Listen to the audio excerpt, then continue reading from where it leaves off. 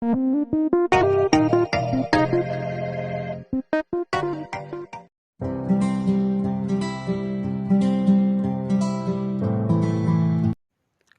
teman-teman semua, di sini saya Ahmad Sufian Sauri dari Prodi KPI semester 2. Di sini saya akan sedikit mengulik mengenai kondisi penyiaran di Indonesia. Seperti yang kita ketahui bahwa penyiaran merupakan sebuah penyebarluasan muatan audio atau video visual melalui pemancar. Nah, jadi sudah jelas bahwa kita katakan saja Instagram maupun YouTube itu tidak termasuk kepada penyiaran, karena itu semua tayang tidak melalui pemancar. Adapun penyiaran di sini sebuah tayangan yang disiarkan kepada massa melalui pemancar gitu. Nah, untuk kesempatan kali ini saya ingin mengulik lebih dalam mengenai radio. Mungkin kita semua atau mungkin sebagian orang mengira bahwa radio itu mengalami kemunduran atau mengalami kemunduran dalam peminatnya. Peminat radio pada saat ini kita mengira bahwa peminatnya cukup sedikit. Tapi yang harus kita sadari bahwa ketika kita melihat di lapangan, ternyata masih banyak sekali peminat radio gitu. Baik kalangan anak muda maupun kalangan orang tua gitu. Karena memang tidak bisa diungkiri bahwa radio itu berbeda dengan televisi.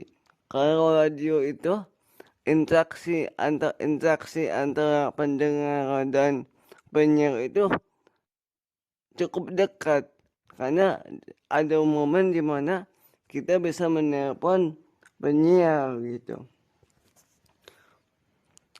Nah, jadi ya ketika kita melihat kondisi lapangan, masih banyak peminat radio gitu. Dan ketika kita melihat para pendakwah yang mana para kiai zaman dulu hanya fokus di pondok atau majelis, ternyata pada saat ini para pendakwah masuk kepada radio gitu. Mereka menyebarluaskan Islam di radio gitu. Nah, mungkin dengan alasan itu para pendakwah meyakini bahwa masih ada peminat radio gitu. Kayak misalkan di Kuningan sini, peminat radioku yang mana yang dibina oleh Buya Yahya itu masih banyak sekali pendengarnya gitu. Karena informasi yang diberikan di radioku tersebut informasi yang cukup aktual dan yang dibutuhkan oleh masyarakat. Katakan saja para orang tua yang sedang bekerja, mereka tidak bisa melihat televisi, akan tetapi mereka menyibukkannya dengan sambil mendengarkan radio gitu. Ditambah radioku tersebut isinya itu berbau religi, seperti dakwahnya Buya Yahya maupun selawatan gitu. Dan kiai saya pun sama. Pada saat ini beliau masuk ke radio gitu, radio FM Kuningan. Jadi pada intinya kondisi penyiaran khususnya dalam bidang radio itu sendiri masih cukup relevan untuk saat ini karena peminatnya masih ada dan cukup banyak peminatnya gitu.